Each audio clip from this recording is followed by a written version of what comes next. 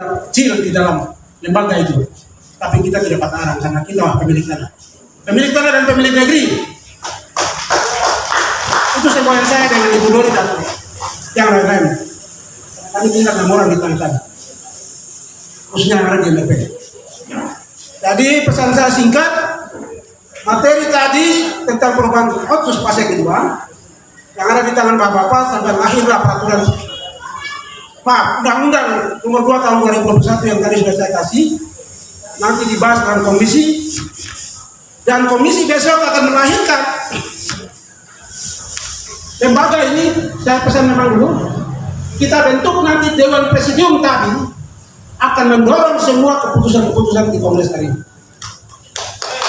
Silakan saya, sekian, terima kasih, waktu saya kembalikan. Tuhan memberkati kita semua. Kemarin waktu evaluasi Otsus Tabi Saireli waktu kita di Hotel Suni Garden, salah satu yang kita usul bahwa wakil wali kota, wakil bupati itu harus anak-anak Tabi. Nah ini belum diakomodir dalam draft Undang-Undang Otsus Jilid 2. Itu perlu Kongres ini perlu merekomendasikan besok dalam pleno-pleno ini merekomendasikan agar hak-hak anak Tabi, hak-hak anak Papua itu betul-betul jadi tuan di negerinya sendiri. Kemarin dalam pemilihan legislatif hak-hak anak Tabi semua hilang atau anak Papua semua hilang. Hari ini saya mau nyatakan bahwa kalau hari ini KKBTN bicara tentang pemekaran Tabi, hari ini kita nyatakan dia calon gubernur Papua. Kepala daerah yang mendukung dan mampu membiayai panitia yang akan berangkat ketemu presiden. Kasih semua hasil.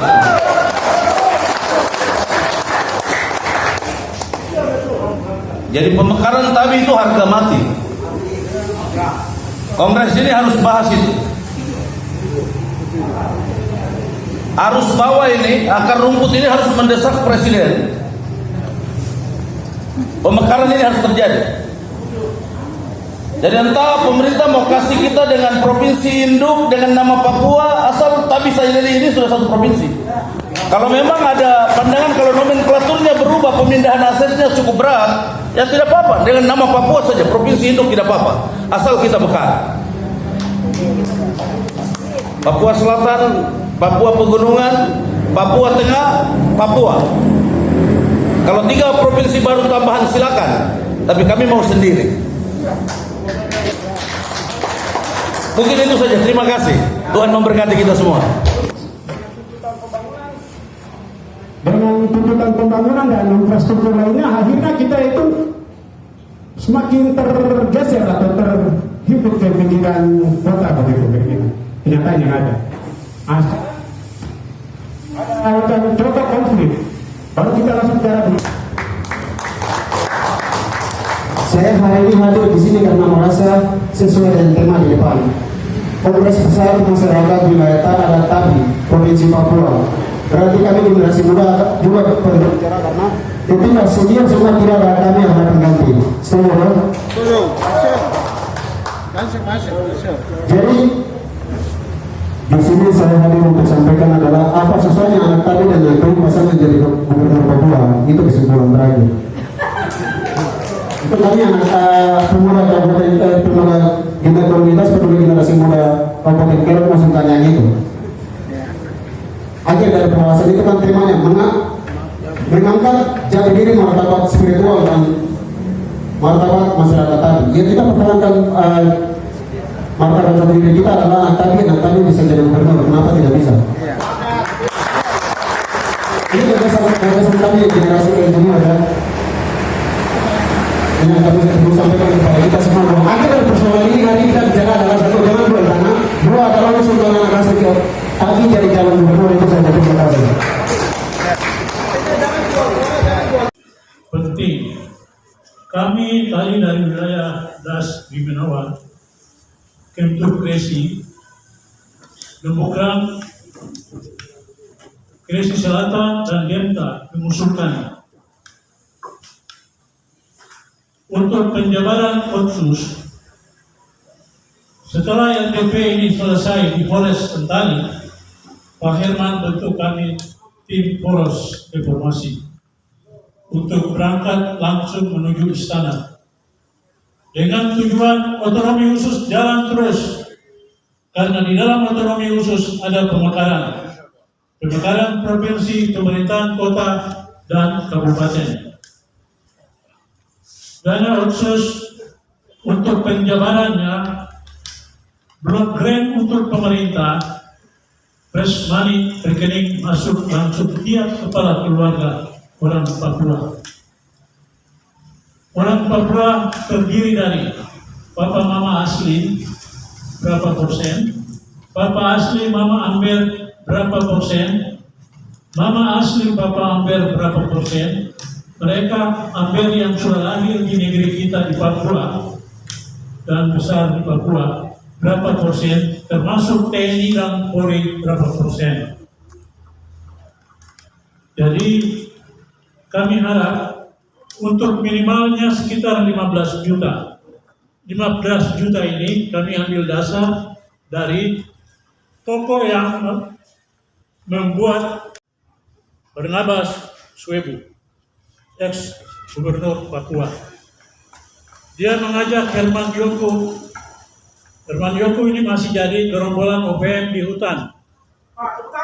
Hari ini dia muncul di sana, besok muncul di sana. Kamu tinggalkan itu keluar. Saya akan kasih 15 juta untuk kamu masing-masing kepala keluarga dan kamu mau usaha apa silakan. Tapi di dalam RDP masing-masing kami usulkan harus satu kakak 100 juta. Itu yang mungkin dapat kami sampaikan di sini, sehingga 4 kabupaten 1 kota kita harus semua mendukung ini, sehingga besok kalau ditanya sudah nikmati dana otsus, kami semua jawab sudah. Terima kasih, Tuhan memberkati.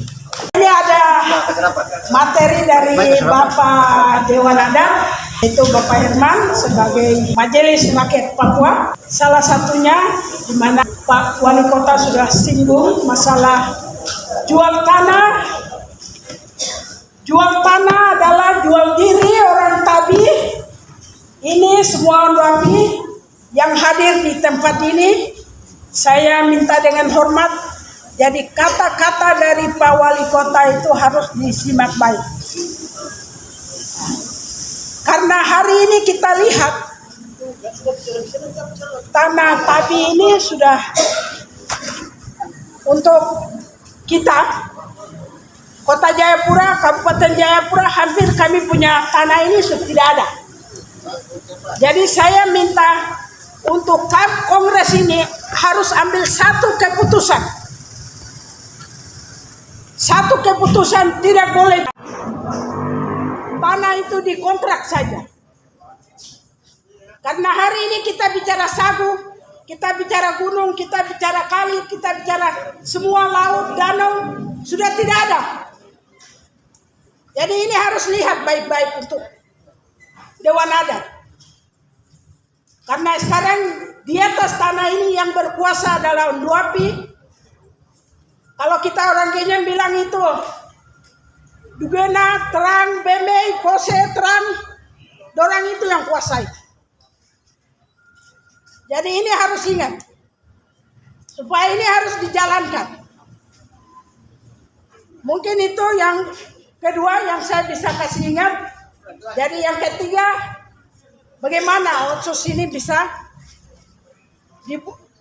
dijalankan dengan apa yang harus kita putus di komisi-komisi besok. Itu saja. Terima kasih.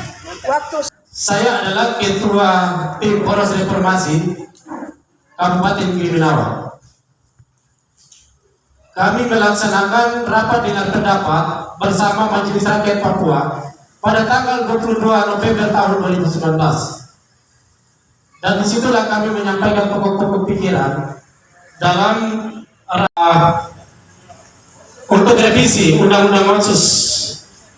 Nah, sehingga puji Tuhan dari hasil rapat dengan pendapat itu banyak pasal ayat yang sudah masuk dalam perubahan itu.